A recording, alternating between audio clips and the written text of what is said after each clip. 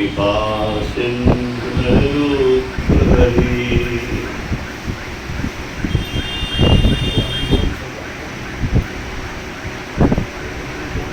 महामोह तन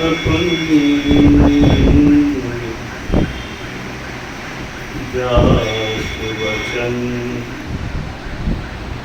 रवि कर निकर।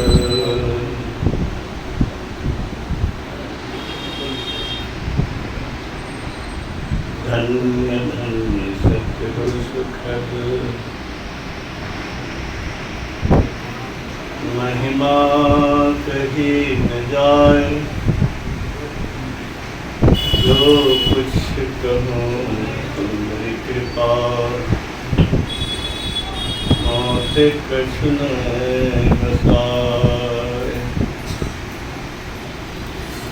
श्री सद्गुरु महाराज की जय। बुद्धि गुरुजन सत्संग के सज्जन वृंद, पूज्या माताओं बहन,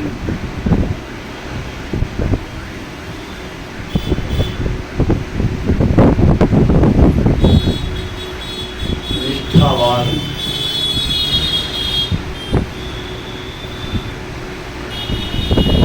सन्यासी महात्मा जाए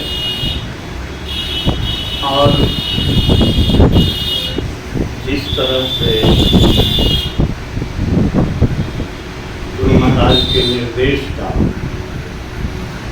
पालन करते हुए प्रवचन देने की कृपा की है, मैं कुछ बोलना आवश्यक नहीं मानता। बहुत अच्छा इन्होंने गुरु महाराज के निर्देश का निर्देश में है प्रचारक अधिक से अधिक संतवाणी जाने और समझाने, साथ में समाधि साधन और अच्छा। तो उस प्रयास में तो लगे हुए जीवन दानी ही है। गौरव बने संत मत के, जिस तरह से भौतिकता के पीछे सन्यासी लोग को भी झुकते डूबते देखा जाता है। ऐसी परिस्थिति में इनको मैं आदर्श राह पर चलने की कोशिश करने वाले में से एक मानता हूँ। और संत सुश्री जी महाराज के सानिध्य का प्रभाव इन पर है। कम पढ़े लिखे रहने के बावजूद संत वालों को गहराई से पेश करते हैं। और सत्संग इसीलिए है कि ध्यान के लिए लोगों की रुचि जगे, ध्यान के लिए मजबूती से करने की लालसा जगे। इस लालसा को जागृत करने के लिए ही सत्संग, बाह्य सत्संग। बाह्य सत्संग क्या यदि आंतरिक सत्संग के लिए लालसा नजर आए, बहुत अच्छा, धन्यवाद है।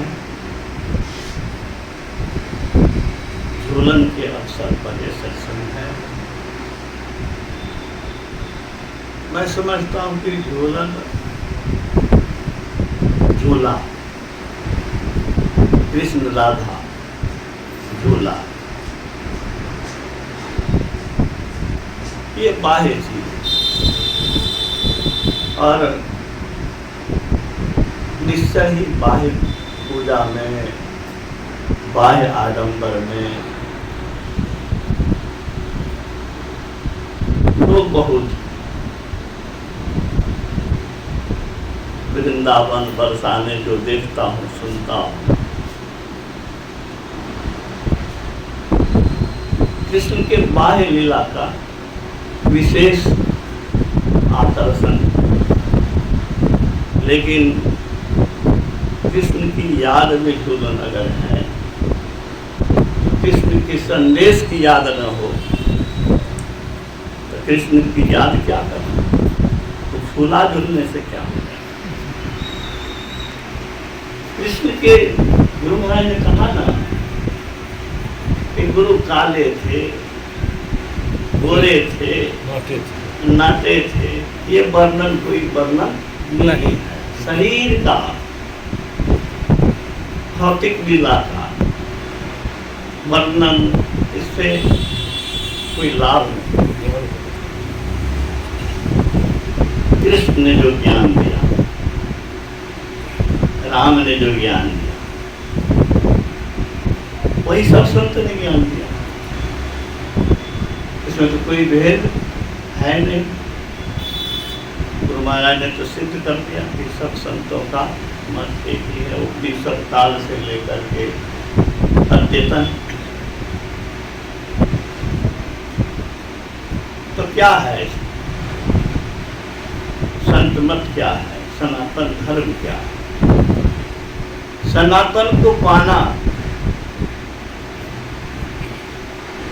सनातन धर्म, सनातन नित्य शाश्वत परम पुरातन परम सनातन, हम लोग वो बात करते हैं ना, ईश्वर के लिए कहा गया है। उसको पाना ही संत मत है और सनातन धर्म। गुरु महाराज ने सनातन धर्म संत मत को एक जगह लाया, दोनों को एक ही कहा। दिल्ली के प्रवचन में आप पढ़ के देख सकते हैं, यही सनातन धर्म है।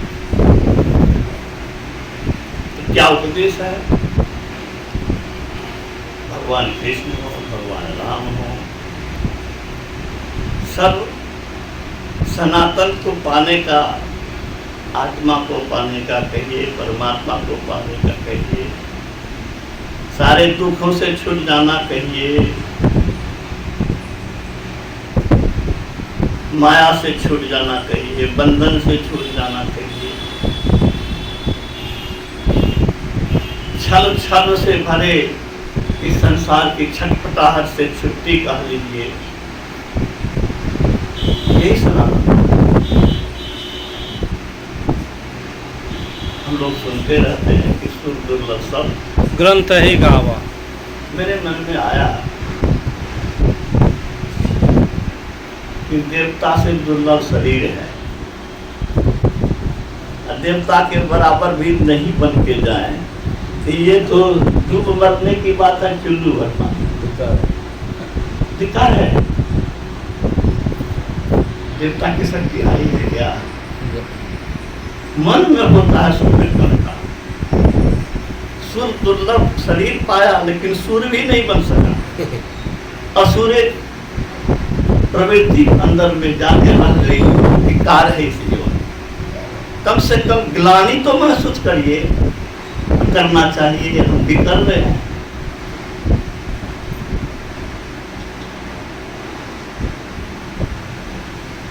देवता को जो दुर्लभ है वह हम प्राप्त करें, यह देव दुर्लभ शरीर की सदुपयोगिता है। सर्वोत्तम शरीर देवता से उत्तम शरीर, तो सर्वोत्तम शरीर तो सर्वोत्तम स्थिति में अपने को ले जाएं, यही इस शरीर की सार्थकता और सदुपयोगिता है। ऐसी के लिए तो भगवान राम ने या भगवान कृष्ण ने उपदेश दिया है। विस्तार से चर्चा हुई ही है। थोड़ा सा ये मैं कहना चाहता हूँ, भगवान राम के उपदेश की भी चर्चा हुई है। उन्होंने हनुमान से कहा कि चित्ररूपी वृक्ष के दो बीज हैं, बीज में दो भाग होता है। अगर एक सड़ जाए तो वृक्ष या बीज या अंकुर या पौधा नहीं हो सकता। दो में से दो दालें होती है, दो भाग होते हैं, एक के सड़ जाने पर दूसरा वृक्ष नहीं दे सकता। तो संसार में आना, इसका दो बीज है, प्राण स्पंदन और वासना। अगर वासना को हम खत्म कर दें तो संसार में आना खत्म, असनातन को पाना संभव। इच्छा मिट गई, भीतर खाली हो गया, तो कौन रहेगा? वहां परमात्मा रहेगा। जहां कुछ नहीं वहां परमात्मा नहीं। सब कुछ को हटा दिया, विषय वासना नहीं रही। जहाँ काम तह राम नहीं, और जहाँ राम नहीं काम कहे कबीर कबूर मिले रजनी रवि रजनी एक तो इच्छा को मिटाइए या प्राण स्पंदन कीजिए। प्राण स्पंदन में सफलता बड़ा कठिन है, प्राण जाने की भी नौबत आती है उसमें, लेकिन इच्छा को जीतने का अभ्यास राजयोग है, वही संत मत बताता है। और भगवान राम ने कहा कि इच्छाएं तब तक रात्रि के बैताल की तरह उछल कूद करता है, जब तक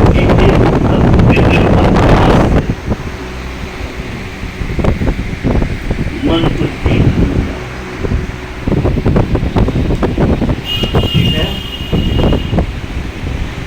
तावत निशी इव वैताला गलवंती हृदय वासना। एक तत्व यावत, एक तत्व दृढ़ अभ्यासात यावत न विजितम मन। तो हम लोग जो जप करते हैं, सब बात से हटा करके एक पर आ रहे हैं, सब रूप को हटा के एक रूप पर आ रहे हैं। उस रूप को भी हटा करके तो यही तो सीढ़ी है, ऐसी में मजबूती लाने की जरूरत है। नहीं तो सत्संग में बैठने से क्या। मैं बराबर कहता हूँ कि चीनी जान लिया कि मीठा होता है, मान भी लिया, चीनी खाया नहीं, तो क्या हुआ? कोई लाभ नहीं। तो हम पाए नहीं पाए, लेकिन पाने के प्रयास में मरेंगे भी, तो ये लालसा हमें फिर से ये मनुष्य शरीर ये अवसर देगा। और मेरा दृढ़ विश्वास है, मेरा दृढ़ विश्वास है, योगक्षेम में हम जो भक्त है उसको जिस परिस्थिति की जरूरत है, बीमारी की जरूरत है तो बीमारी आपको, परिवार से कलह की जरूरत होगी तो कलह देगा, अगर बहुत आसक्त है तो आपको कलह दे देगा, ऐसा व्यवहार करेगा कि आपको उससे दिल टूट जाएगा। ऐसी बीमारी आएगी कि संसार, पैसे, संसारिक चीज का महत्व आपके दिल से घट जाएगा। ऐसी पुस्तक की जरूरत है जिससे आपका ज्ञान नेत्र खुलेगा, प्यास जगेगी तो पुस्तक भी आपके पास भेजेंगे वो। और ऐसे ज्ञान की जरूरत है, ऐसे विचार की जरूरत है जिस विचार से आपका ऊर्ध्वगमन हो। ऐसे विचार वाले लोग भी आपको मिल जाएंगे। पक्की बात है ना? नहीं पक्की बात है तो रामकृष्ण परमहंस जी महाराज को तो ऐसे में बाधा हो जाए।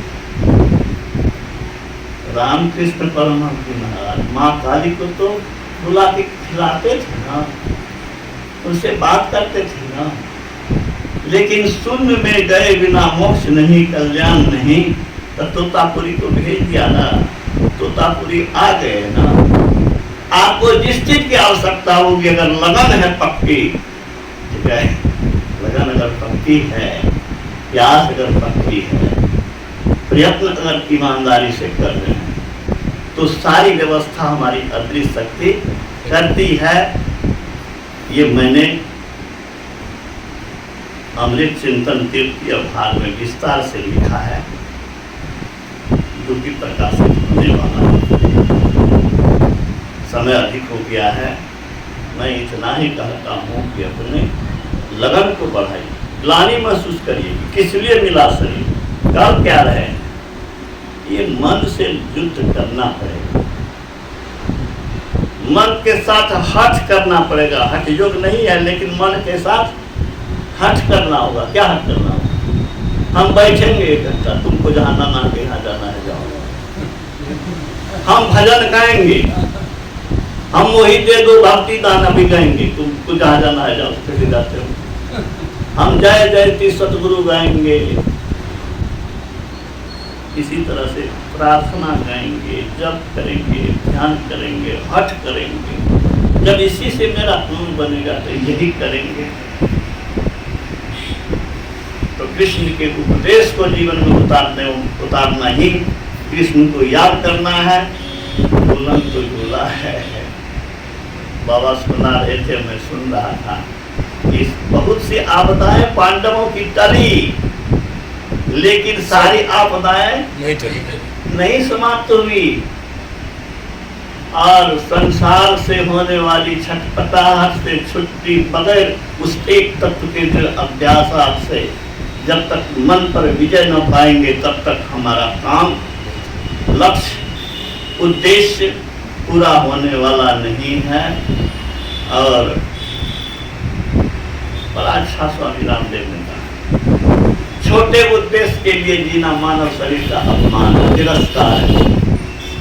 छोटे उद्देश्य के लिए जीना मानव शरीर का तिरस्कार और अपमान है। राइफल का अपमान है कि तू चिड़िया को मार। AK-47 का इस्तेमाल अगर किया जाए उसके लिए, तो ये AK-47 का तिरस्कार है, अपमान है। इस शरीर, जिस शरीर के अंदर में वह अनमोल खजाना है, जिस खजाना को पा करके हम वही हो सकते हैं जो परमात्मा है। देवी देवता हमारे पीछे चलने को विवश होगी, वो लक्ष्य भी नहीं, लक्ष्य को पाने की भूख भी नहीं। तो सत्संग अल्लू किया, भूखो नहीं है तो सत्संग आपने किया। वाह, नवरी पर खूब ध्यान है, नवरी पाने की भूख है। अरे अब तो बूढ़े हो गए, हम तो चलने वाले हैं, अभी भी भूख है। शर्म करो, शर्म करो, शर्म करो। दुनिया का कौन रस नहीं भोगा तुमने? रस भोगा तो पाया क्या? अभी भी आंख खुली नहीं। बुजुर्ग लोगों से तो मैं यही कहूंगा, और जवान लोगों से कहूंगा, कोई ठिकाना नहीं है बेटा, कोई ठिकाना नहीं है कि बूढ़े होकर के ही मरोगे। नहीं बालक नहीं जौवने, नहीं वृद्धि कछुबंध अवसर नहीं जानिए जब आए परे। माघ भूखा बाढ़ काल के चेत बड़े हो बावरे, होश करो चेतो सवेरे बचे ध्यान के। काल मुख से निवृत्ति भागो, ध्यान के बल भाई रे। ऐसो अवसर कोई हो तो रोई हो। अरे तुमसे तो बहुत छोटा दुनिया से चला गया, जो अपने को बहुत छोटा समझते हो। अभी हम लोग का उम्र है, अरे क्या उम्र है? विचारो, शरीर किस लिए मिला है, क्या कर सकते हो, क्या पा सकते हो, पाने की भूख कितनी क्या है। वाणी को विराम देता हूं। महाराज की जय।